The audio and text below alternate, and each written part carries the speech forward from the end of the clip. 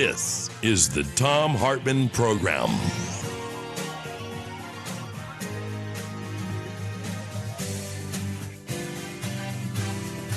Welcome back. Thom Hartmann here with you. And on the line with us, I believe, yeah, there he is Richard Manning, president of Americans for Limited Government. Manning worked with President Trump on trade issues during Trump's campaign, currently serves on Trump's transition team in the Labor Department.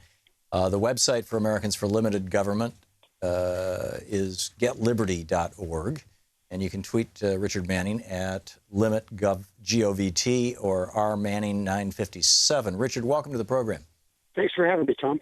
Good talking with you. So, I've been on your website and I've seen your stuff and, looked at your funding and all this other stuff. And it seems to me that the principal focus of what you're doing is to reduce the size of government. Do I have that right? It's absolutely. Our name kind of defines us, and we're looking at, waste, less fraud, but waste and abuse. And, when you get down to it, Tom, there's a lot of places where limiting the size and scope of government is it really just makes sense. Places where government is perhaps interjecting itself into places where it shouldn't be, if it's not constitutionally, and in doing so, they're harming the economic growth and hope and prosperity of American citizens. If Franklin Roosevelt was right, and the only force that can hold back bad behavior on the part of billionaires and giant corporations is government, then aren't you simply arguing that your funders, the billionaires, the Kochs and whatnot, should just be running everything? Well, first, I don't get money from the Kochs. If they want to send me some, I'd be grateful. But I looked it up at secrets.org. It said that your Americans for Limited Government had been funded by a small group of very, very wealthy people for a number of years. I don't have the last year's numbers. Yeah, I would be more than welcome for you to look at our 990s, and you'll see that that's untrue. Well, but whatever. We're talking ideology here. I didn't mean that as an ad hominem attack, and if it came across that way, I apologize. That's fine.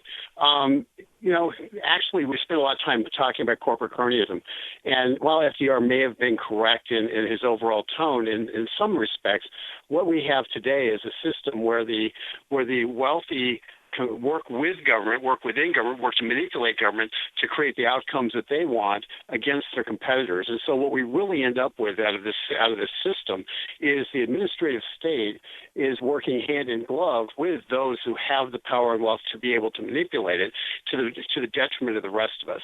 And that's why when you take a look at trade deals, you take a look at the tax code, you take a look at a lot of the different elements of government, what you see is the outcomes are less about what is in the best interest of the public or even the voters who elected the politicians on either side of the aisle, but more in terms of what's in the interest of those factions, as your previous section said, factions of influencers who are able to drive government to their own end. So let me get this right. Your argument is that rich people with a specific agenda, let's say, petro-billionaires, are corrupting government by giving large sums of money to politicians to, for example, deny climate change or to give them tax breaks by, cutting health care for millions of people. And that corruption of government is a legitimate reason to destroy the government, or to minimize the size and power of the government, which then further enhances the power and wealth of the billionaires who corrupted the government. I don't hear a solution from you to this problem. I'll give you the solution. It's pretty simple. It's called freedom. What we have in essence is, excuse me, and I'm going to restate because I don't agree with kind of your logic of what you just went through. We have a system, an administrative state system, that is gamed. It's gamed in favor of the people who are kind of fighting over the resources. And whether or not they are on the left or the right is equally gamed. During the Obama administration, billions of dollars were funneled into left-wing groups through various things like settlements with the mortgage companies created billions of dollars of windfall into left-wing groups. You mean you're talking about reparations for people who got screwed by the banks? Except for the money didn't go to the people. It went to organizations that were then supposed to represent the people, but it didn't go to the people. A large bunch of money went to the... So, again, I'm not hearing a solution here. Isn't the solution to get money out of politics, to block the ability of the Koch brothers and the Mercers and these other right-wing billionaires from corrupting our politicians? Well, getting money out of politics is not going to happen, but what needs to happen... Why not just go back to the laws that were passed in 1973 after the Nixon scandals that got knocked down by the Supreme Court in '76 in the Buckley case? Why not pass a constitutional amendment that says that money is not free speech under the First Amendment of the Constitution, and corporations are not people, and then just dial this stuff back, and then you won't have left-wing or right-wing corruption of government, and government can be a countervailing force against, the billionaires who are, frankly, destroying our country and our planet. Well, first of all, I agree with none of your premise, but having said that, I'll give you the answer. The answer in terms of the money in politics is that there will always be money in politics. There will always be influencers in politics. There's always going to be trying to rob banks, but that doesn't mean we do away with the laws against bank robbery. Tom, we just, it's my turn. So if you have money in politics, it's always going to exist. The counterweight. Richard, that is not an argument. Saying an evil exists and therefore we're going to do nothing about it is not an argument. That's the opposite of an argument. Didn't say you wouldn't do anything about it. What I said was that that money is in politics regardless. And if you sit there and you say that your private individuals or even corporations can't defend their interests from an avaricious government, you don't in fact protect the democracy. You don't in fact protect speech. So your worldview is that we the people, this government that George Washington got 3 horses shot out from underneath him to start, that our government is fundamentally an evil. It's avaricious, was your word. I think our government is greedy. I think at this juncture in history, it is fair to say that the administrative state is self-serving and it is self-perpetuating. And you don't think that's true of giant corporations and avaricious billionaires? Well, you know what happens with giant corporations when people don't like what they're doing? They don't buy their stuff.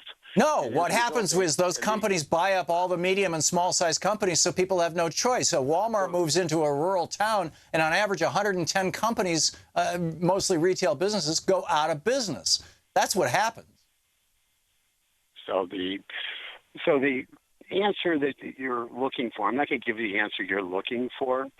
I will give you the answer that's actually true. You have power. Power is more power the government has, the more they desire to influence the government what it does. So you want to strip power away from we the people? If you don't strip power away from the government isn't we the people. The government, we the people. Well, it might be if the billionaires couldn't buy it. Wrong. Tom, you're completely wrong. The government. Here's what the government is. The government isn't we the people. The government is is an exercise of power against the people. You just said that the government is in thrall, is captured by these corporations and these billionaires who have personal agendas. They've got their factions. They have self-interest. If it's been captured by them, let's uncapture it. Yes, and the way to do that is to cut the bind. Is to destroy it? Well, destroy is too strong. Because we're limited government, not no government. The answer is... You want to limit it just to the point where it can't stop the billionaires? No, I want to limit it to the point where people are able to make decisions on their own. People are not having their electricity grid limited down to where it's not growing, so growth potential in the country doesn't exist.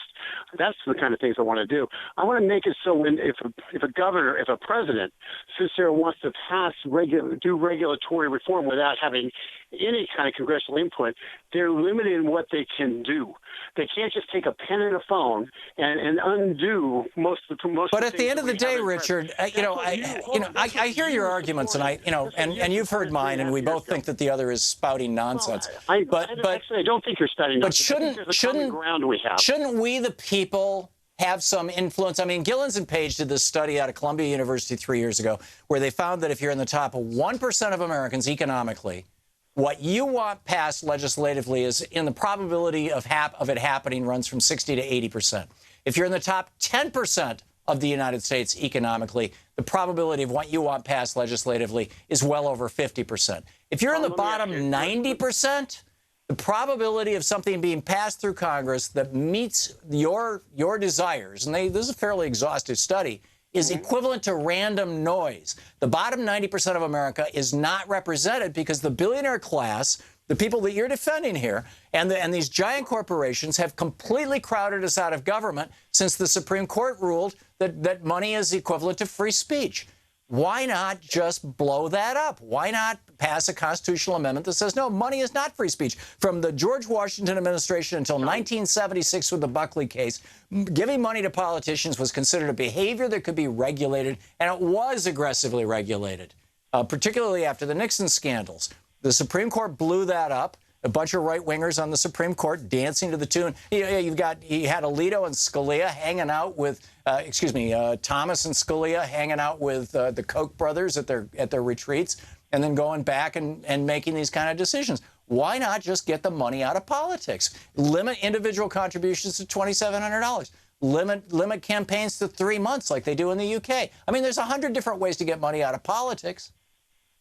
Well, I think that one of the best ways to get money out of politics is to have a campaign like the Elk campaign in Georgia, where the Democrats discovered they blew $30 million on a candidate who didn't even live in the district.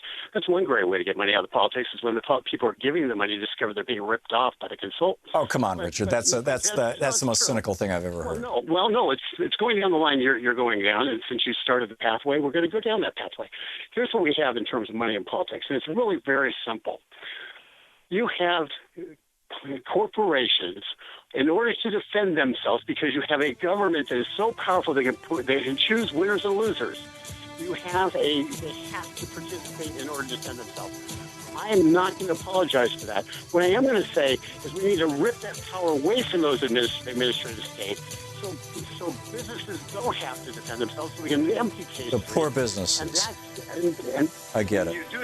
Richard, we're out of time, but I'm all about. You've got the last word. You got the last word. Richard Manning, Americans for Limited Government. Is the Thom Hartmann Program.